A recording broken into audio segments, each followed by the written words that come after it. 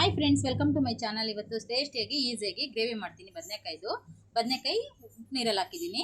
ಕಡಲೆ ಬೀಜ, ಧನಿಯಾ, ಕಡಲೆಬೇಳೆ, ಉದ್ದಿನಬೇಳೆ, ಗರಂ ಮಸಾಲ, ಗಸಗಸೆ, ಅರಿಶಿನ ಪೌಡ್ರು, ಮೆಂತ್ಯ, ಜೀರಿಗೆ, ಗೋಡಂಬಿ, ಎಳ್ಳು, ಆಯಿಲು, ಶುಂಠಿ, ಈರುಳ್ಳಿ, ಹಸಿಮೆಣಸಿನ್ಕಾಯಿ, ಬೆಳ್ಳುಳ್ಳಿ, ಪುದೀನ, ಕೊತ್ತಂಬರಿ, ಹುಣಸೆಹಣ್ಣು, ಸಾಲ್ಟು. ಈ ರೆಸಿಪಿ ಮುಗಿಯೋಷ್ಟೊತ್ತಿಗೆ ಸಣ್ಣದೊಂದು ಕತೆ ಹೇಳ್ತೀನಿ ಫ್ರೆಂಡ್ಸ್. ಒಂದೂರಲ್ಲಿ ಒಂದು ಕೆರೆ ಇತ್ತಂತೆ. ಆ ಕೆರೆಯಲ್ಲಿ ಒಂದು ಹಂಸ ಇತ್ತಂತೆ. ಅದ್ರ ಪಕ್ಕದಲ್ಲಿ ಒಂದು ಮರ ಇತ್ತಂತೆ, ಒಂದು ಕಾಗೆ ಇತ್ತಂತೆ. ಇಬ್ಬರು ತುಂಬ ವರ್ಷದಿಂದ ಅಲ್ಲಿ ಜೀವನ ಮಾಡ್ತಾ ಇದ್ರಂತೆ.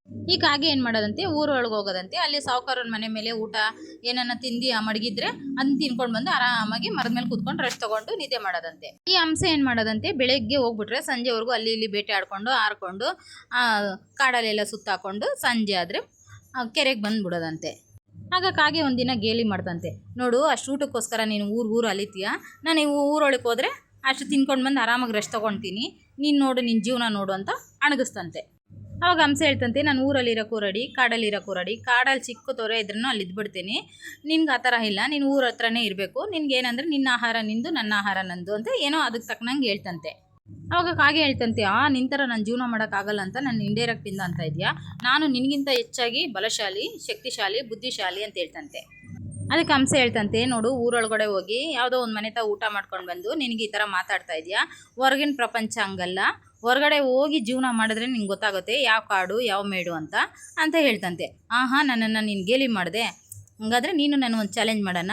ನಾಳೆ ಬೆಳಗ್ಗೆನೇ ಎದ್ದು ಈ ಕೆರೆಯಿಂದನೂ ಆ ಬೆಟ್ಟದವರೆಗೂ ಹಾರೋಣ ಅಂತ ಹೇಳ್ತಂತೆ. ಆಗ ಹಂಸ ಹೇಳ್ತಂತೆ, ನೋಡು, ನಾನು ಅಷ್ಟು ದೂರ ಹಾರೋಕ್ಕಾಗಲಿಲ್ಲ ಅಂದರೂ ಸ್ವಲ್ಪ ಹೊತ್ತು ಈಜ್ತೀನಿ, ಸ್ವಲ್ಪ ಹೊತ್ತು ಹಾರ್ತೀನಿ. ನಿನ್ನ ಕೈಯಲ್ಲಿ ಹಂಗಲ್ಲ, ಬರೀ ಹಾರಬೇಕು ಅಷ್ಟೇ. ನೀನು ನಂತರ ಯಾವತ್ತೂ ನಡೆಯೋಕ್ಕಾಗಲ್ಲ, ನಾನು ನಿನ್ನ ಥರ ಯಾವತ್ತೂ ಜೀವನ ಮಾಡೋಕ್ಕಾಗಲ್ಲ, ಇದೆಲ್ಲ ಬೇಡ ಅಂತ ಹೇಳ್ತಂತೆ. ಅವಾಗ ಕಾಗೆ ಒಪ್ಲಿಲ್ವಂತೆ. ಸರಿ, ಹಾರೋಣ ಅಂತ ರೆಡಿಯಾಗಿ ಹೋದರೆ ಅಷ್ಟು ದೂರ ಹಾರೋಷ್ಟೊತ್ತಿಗೆ ಕಾಗೆ ಸುಸ್ತಾಗ್ಬಿಟ್ಟು ಕೆಳಗಡೆ ಬಿದ್ದುಬಿಡ್ತಂತೆ.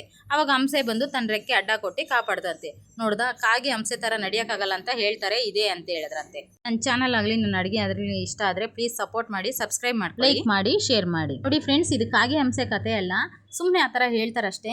ಈಗಿನ ಕಾಲ ಜನಗಳು ಅಷ್ಟೇ, ಕಷ್ಟಪಡೋರು ನೋಡಿ ತುಂಬ ಹೀಯಾಳಿಸ್ತಾರೆ. ಅವ್ರ ಥರ ಕಷ್ಟ ಒಂದಿನ ಪಡೋಕ್ಕಾಗಲ್ಲ. ಅದನ್ನು ನೆನಪಲ್ಲಿ ಇಟ್ಕೊಂಡು ಜೀವನ ಮಾಡಬೇಕು.